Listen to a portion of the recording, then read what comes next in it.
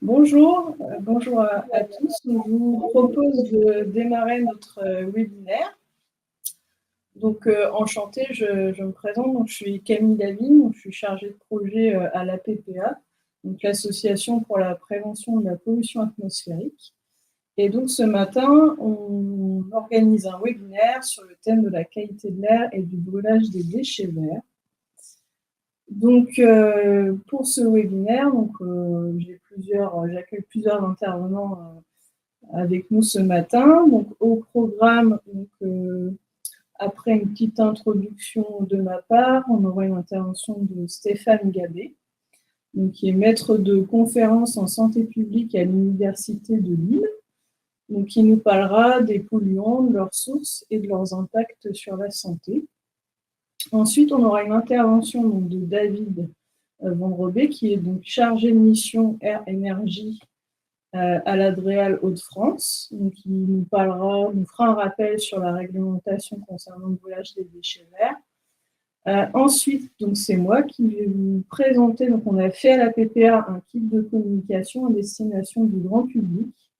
Donc, je vous présenterai le contenu de ce kit.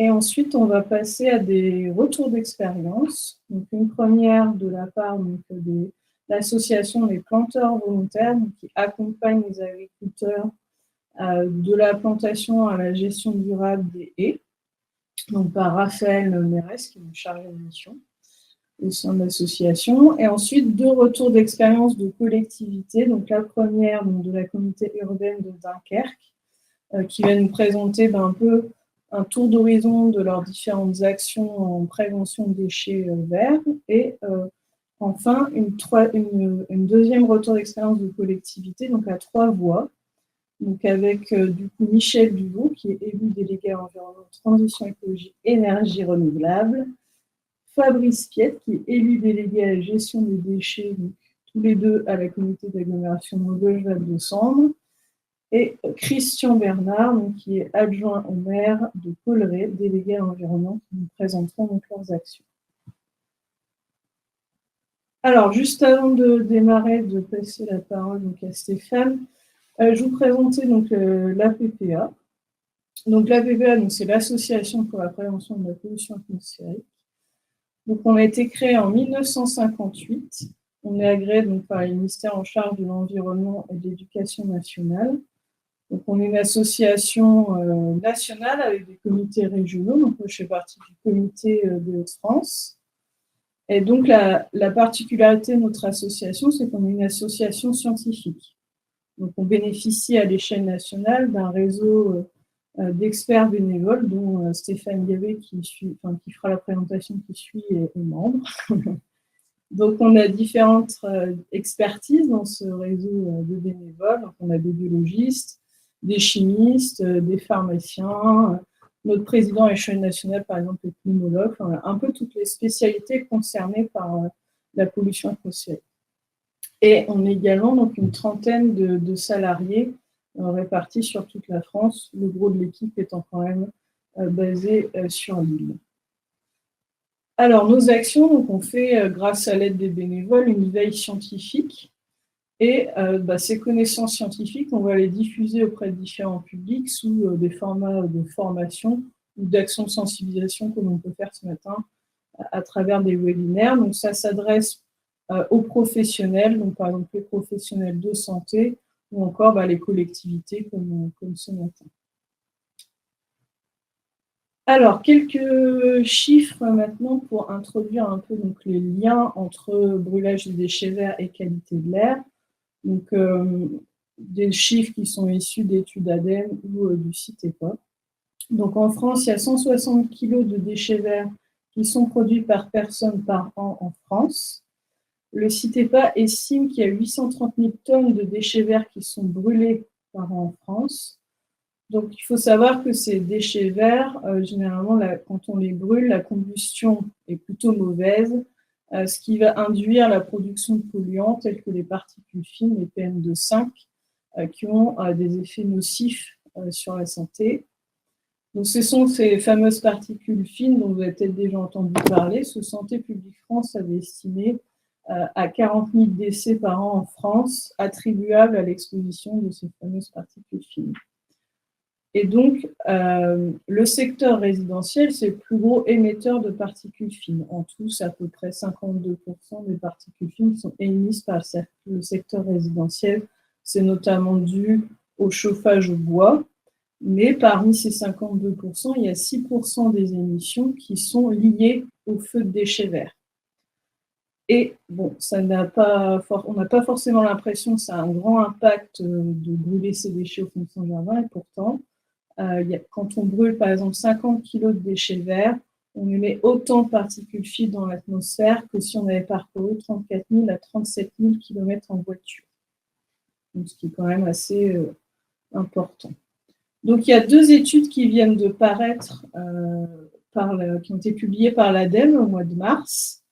Donc, ils ont notamment fait une enquête auprès des particuliers en France pour voir quelles étaient les pratiques liées au brûlage de déchets verts et pour voir en termes de communication ou d'action de prévention qu'est-ce qui pouvait être fait par les collectivités.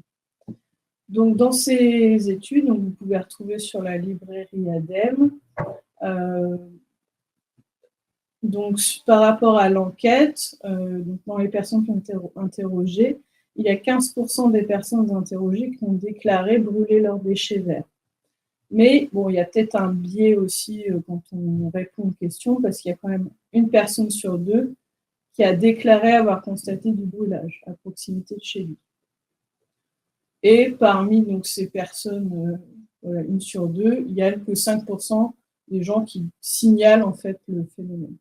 Donc, soit auprès de la mairie, de la gendarmerie ou de la police. Après, d'autres pratiques, par contre, un peu plus positives. Donc, dans cette enquête, il y a quand même 2 personnes sur 3 qui ont dit pratiquer le compostage, 1 personne sur 2 qui apportent leurs déchets verts en déchetterie, et 1 personne sur 10 qui pratique le mulching ou le broyage. Donc voilà, c'est une action qui serait peut-être un peu plus à développer maintenant. Voilà pour les chiffres. Les 2 rapports, vous pouvez donc les retrouver sur la librairie ADEME. Je vous ai mis les liens sur le diaporama. Donc oui, je n'ai pas dit, le webinaire, il est enregistré, vous aurez accès au replay et au support de présentation, vous aurez les liens donc, des deux rapports. À la fin, on aura un temps d'échange, de questions-réponses. Donc maintenant, vous êtes un peu habitués, mais vous avez un petit onglet chat, donc là pour échanger un peu, dire vos commentaires, et un onglet questions. Vous pouvez mettre vos questions pour les différents intervenants. Je les récupérerai, je les poserai à la fin. Voilà. Et bien, je vais passer la parole à Stéphane maintenant. Merci beaucoup. Bonjour à toutes et tous. Donc, moi, je vais vous parler pour cette première intervention des polluants atmosphériques et plus particulièrement de leurs sources et de leur impact sur la santé. Alors, il n'y a pas d'animation. Ah non. Tant pis. J'avais prévu que cette diapo arrive de façon moins massive en information, mais alors je vous conseille de commencer à regarder en bas à droite de la diapo. Donc, on va parler des émissions. Alors, d'où viennent ces polluants? Donc, quand on parle de pollution, on pense toujours, instinctivement au trafic routier. C'est quand même un mot-clé qui revient assez rapidement. Donc là, effectivement, on a des sources d'émissions qui peuvent être mobiles. Donc, il y a le trafic, alors tout véhicule, qu'il soit thermique ou électrique, mais principalement thermique. Les avions a été oublié dans cette diapo que j'ai reprise dès 2020. C'est dommage, c'est le trafic maritime qui est une des plus grandes sources de pollution au monde. Vous avez aussi tout ce qui est source d'émissions stationnaires, donc ça peut être bien sûr l'industrie, ça peut être les mines, l'excavation, ça peut être les sites de déchets à ciel ouvert, ça peut être les villes avec le résidentiel, avec le chauffage principalement, et l'agriculture. Et donc là, c'est tout ce qu'on va appeler les sources d'émissions anthropiques. Et il ne faut pas oublier en parallèle de tout ça les sources de polluants naturels. Et donc, on va avoir les volcans, les feux de forêt quand ils sont pas la conséquence d'un pyromane, et tout à gauche, en mémo, vous avez aussi les pollens, les poussières de sable, et a été oublié sur cette diapo les centrales. Alors, pour ce qui est des sauts, donc voilà, maintenant, qu'est-ce qui est émis à partir de tout ça? Alors, vous avez, donc, on continue la diapo en haut à gauche, avec tout ce qui est polluants primaires. Donc, on va avoir deux types de polluants, les polluants gazeux. Alors, pour qu'un gaz soit considéré comme polluant et donc avoir derrière des effets, c'est ce qui m'importe pour moi, c'est le côté effet sur la santé, il faut que le gaz soit réactif. Donc, maintenant, si vous émettez de l'azote, l'azote, c'est un gaz inerte.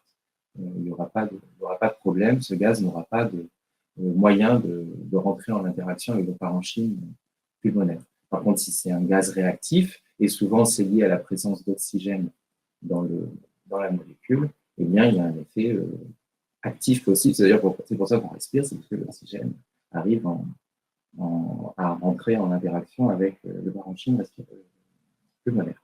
Donc, pour ce qui est des gaz réactifs, on va avoir le monoxyde de carbone, on va avoir le dioxyde de soufre, le dioxyde d'azote, on peut avoir des COV. Après, on va avoir aussi les gaz qu'on va classer à effet de serre. Donc, on a les nitrates, l'ammoniac, pardon, on va avoir le dioxyde de carbone, a été oublié ici le méthane, et tout ce qui est particules fines.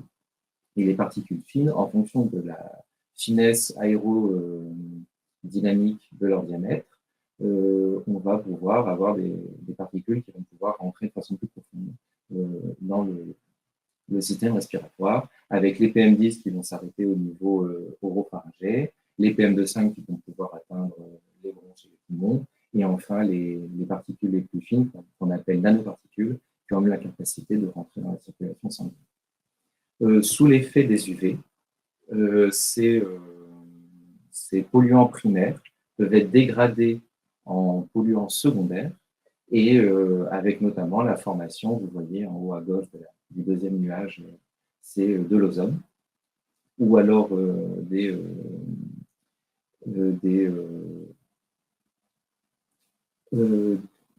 des sulfates et des nitrites pour tous les gaz. Ensuite, vous pouvez avoir aussi absorbé sur ces particules des HAP, des métaux lourds ou encore des composés fongiques, bactéries, des bioaérosols.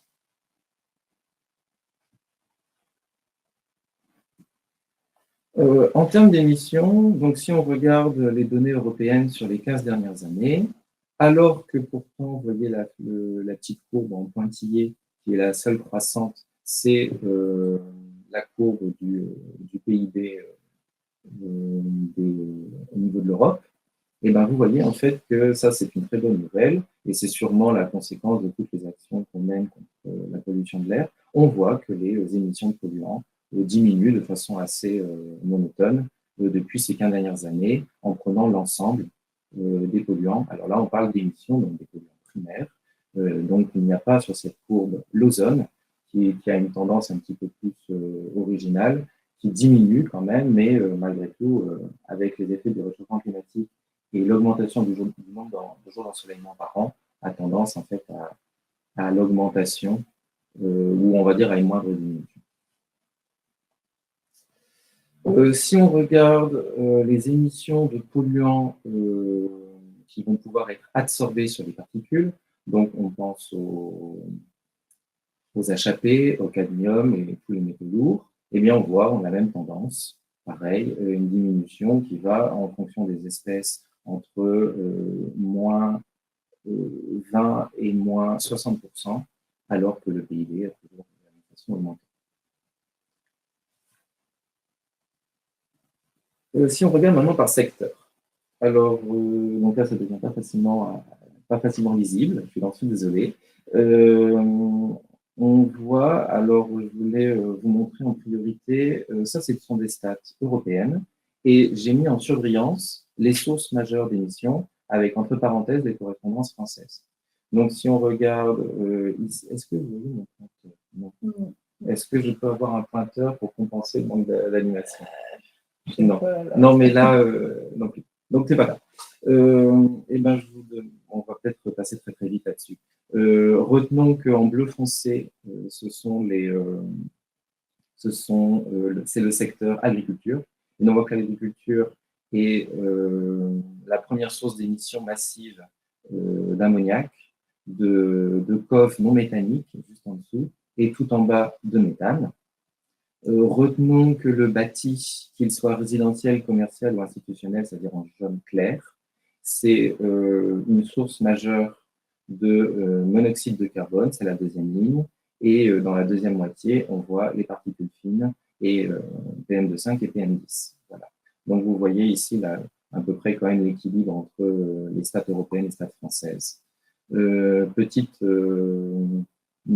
originalité française, c'est l'apport du trafic qui est au-dessus de la moyenne européenne pour le carbone suisse, c'est la première ligne, on est à 35% versus 23% pour la moyenne européenne, et pour les NOx, notamment le NO2, c'est la cinquième ligne, en vert clair, vous voyez 49% versus 37% pour la moyenne européenne.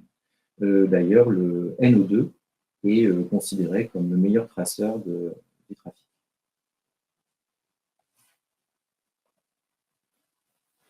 À partir de ces émissions, on va pouvoir forcément, si on croise ces données d'émissions et donc de concentration dans l'atmosphère avec les données de population, pouvoir estimer des données d'exposition.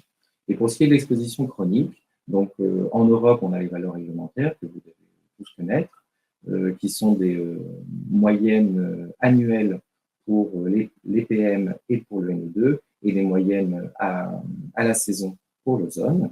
Et on a des valeurs guides de l'OMS qui sont toujours plus ambitieuses, correspondantes à droite. Vous voyez que si on va faire un focus par exemple sur les particules fines PM2,5, vous voyez que au regard de la valeur guide d'exposition chronique annuelle à 5 microgrammes par mètre cube en moyenne de l'OMS, on est 96% des Européens à être exposés à des niveaux de polluants supérieurs à ce seuil et donc considéré comme pour l'OMS comme nocif pour la santé.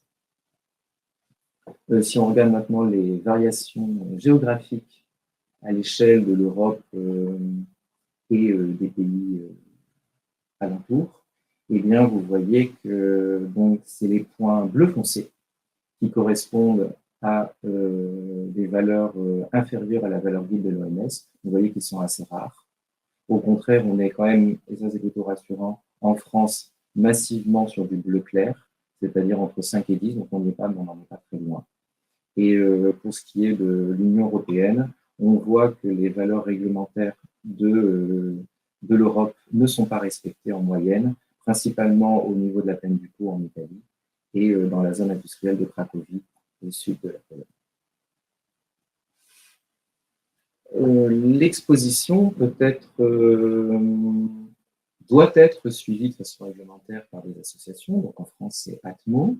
Et chaque pays y va de son indice d'exposition national. En France, ATMO a développé l'indice ATMO qui tient compte des niveaux d'exposition jour après jour, des oxydes d'azote, de l'ozone, des particules fines PM2,5 et PM10 et du dioxyde de soufre et nous propose une échelle entre 1 et 6, 1 étant bon et 6 étant extrêmement mauvais. Et donc vous avez tous les matins l'indice du jour et le prévisionnel pour le jour du lendemain. Un petit aparté sur la justice, ou plutôt dire l'injustice environnementale. C'est un concept dont vous avez peut-être déjà entendu parler, et ça, c'est des travaux qu'on a menés avec des collègues de Grenoble.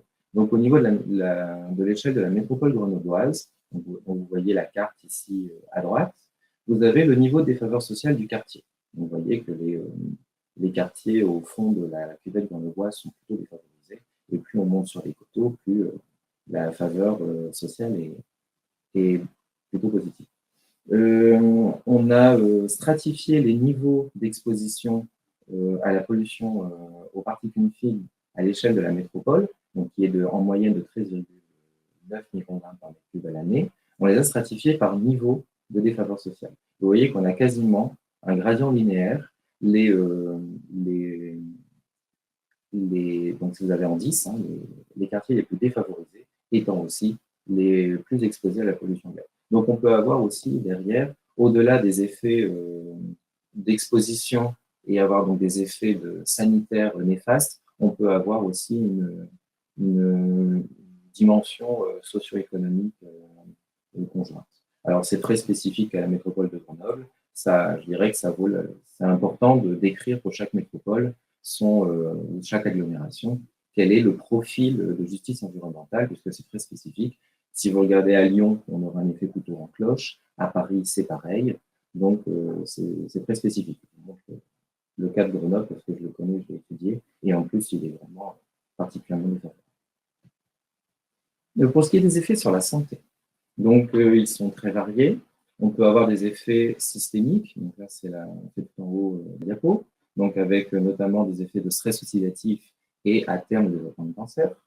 Vous allez avoir des effets sur le poumon avec le développement de BPCO ou alors les exacerbations d'asthme. Il peut avoir des troubles de la reproduction et du développement de l'enfant, des troubles cognitifs, avoir une naissance avant terme, des faibles poids à la naissance.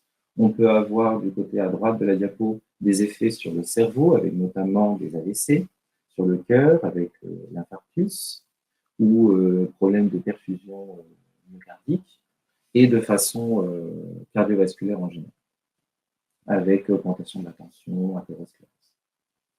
Je vais passer un petit peu vite sur les effets. Je pense que ce qui est beaucoup plus parlant pour cette présentation, c'est de parler des impacts en termes de nombre de cas par an ou en termes d'espérance de vie perdue.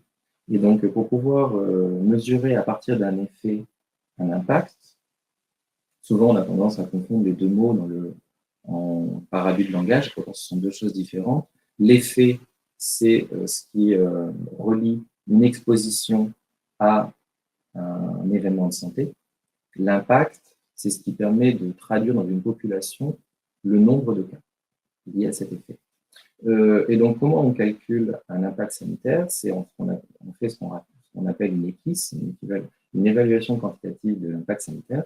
Et donc, en prenant des données étiologiques, c'est-à-dire des données d'effet, vous allez combiner des données démographiques de pollution et de santé. Vous mettez tout ça dans le checker et ça vous donne un gradient d'impact sanitaire. Et bien sûr, les régions peu densément peuplées et peu polluées seront les zones où vous aurez le moins d'impact sanitaire. Et au contraire, l'impact sanitaire sera maximal dans les zones densément peuplées et fortement polluées. Donc là, je vais vous donner quelques éléments chiffrés d'impact sanitaire de la pollution de l'air à 3 échelles, de commencer par le monde, on verra l'Europe et on finira par la France.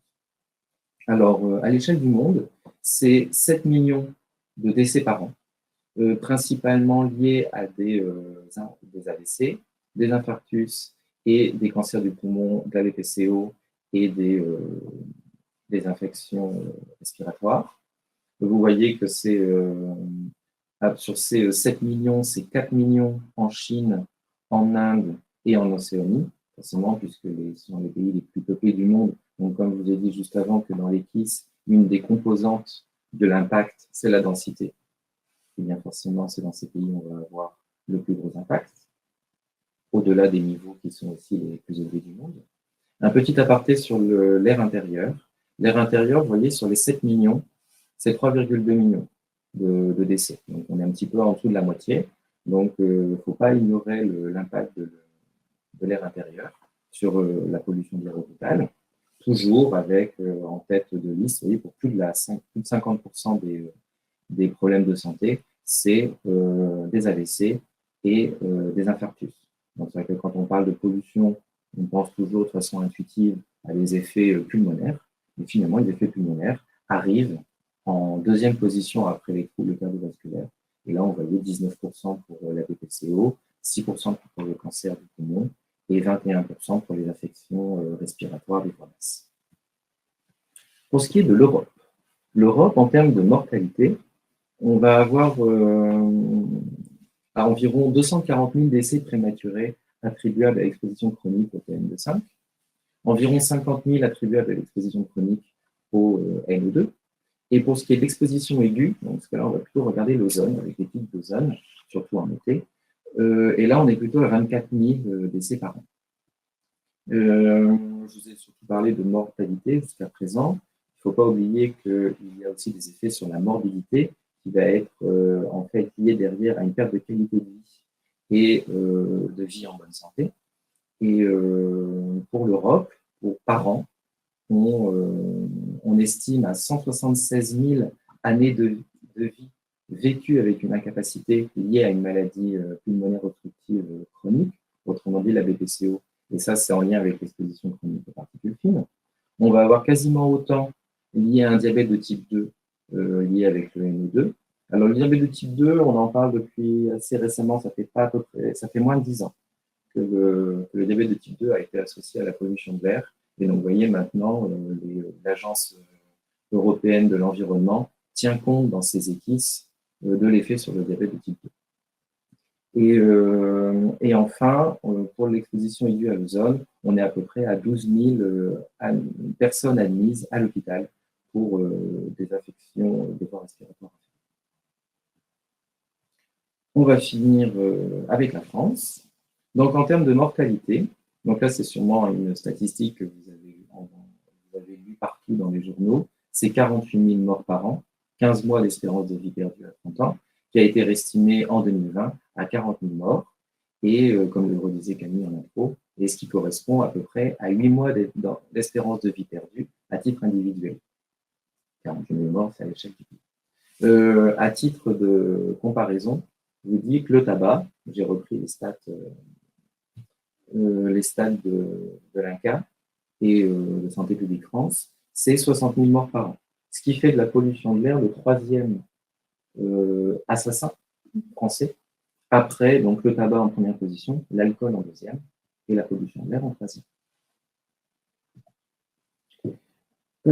Et pour terminer, puisque pour mes recherches, je travaille beaucoup sur le cancer, je voulais faire un petit aparté sur le cancer du poumon.